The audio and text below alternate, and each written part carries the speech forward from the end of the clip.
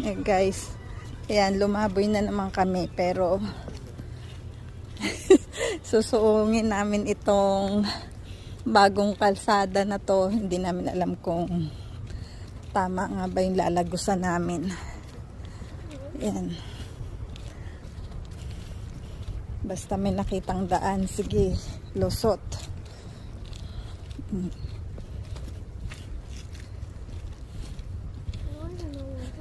Ang ganda ng view eh.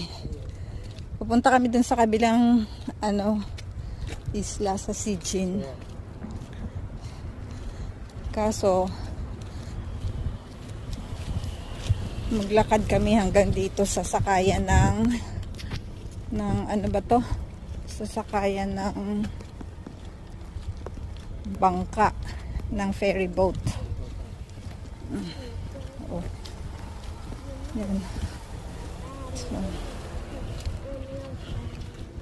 Kasi malayo kasi yung iikutan, kaya dito kami sa shortcut. Pero yung kalsada na to parang bago lang. Hindi ko alam kung doon kami lulusot. Malalaman natin mamaya.